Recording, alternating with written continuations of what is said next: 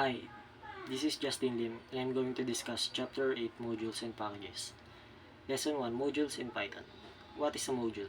Computer code has a tendency to grow.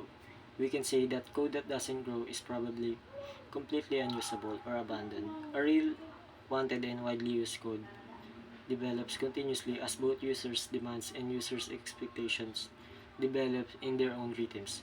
A code which is not able to respond to users' needs will be forgotten quickly and instantly replaced with a new, better, and more flexible code.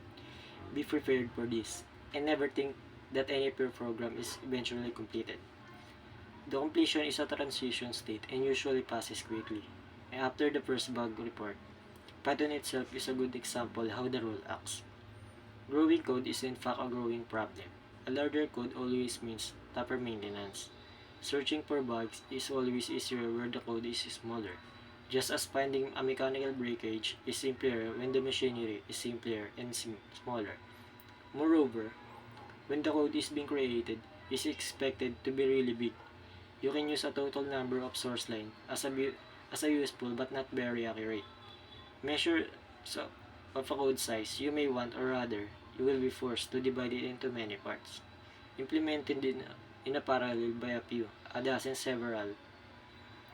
several dozen, or even several hundred individual developers.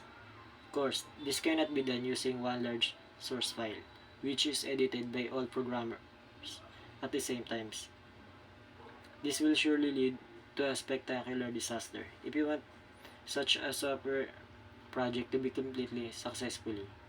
You have to have the means allowing it to divide all the tasks among the developers. Join all the created parts into one working whole. For example, a certain project can be divided into two main parts. The user interface, the part that communicates with the users using widgets and a graphical screen. The logic, the part that processing data and producing results. Each of these parts can be most likely divided into smaller ones, and so on. Such a process is often called decomposition. For example, if you were asked to arrange a wedding, you wouldn't do everything by yourself. You would find a number of professionals and split the task between them all. How do you divide a piece of software into separate by cooperating parts? This is the question. Modules are the answer. How to make the use of a module? The handling of modules consists of two different issues. The first, probably the most common, happens when you want to use an already existing module, written by someone else or created by yourself during your work or on some complex project. In this case, you are the module's users. The second occurs when you want to create a brand new module, either for your own use or to make other programmers' lives easier. You are the module supplier. First of all,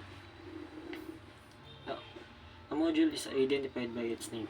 If you want to use any module, you need to know the name. A rather large number of modules is delivered together with the Python itself. You can think of them as a kind of Python extra equipment. All these modules, along with the built-in functions, form the Python standard library, a special sort of library where the modules play the roles of books. We can even say that the folders play the roles of shelves. Each of modules consists of entities, like a book consists of chapters. These entities can be function, variables, constant, classes, and objects. If you want to know how to access particular module, you can make use of any of the entities it stores. One of the most frequently used modules, named math, its name speaks for itself. The module contains a rich collection of entities, not only functions, which enables a programmer to effectively implement calculations demanding the use of mathematical functions like sin or log.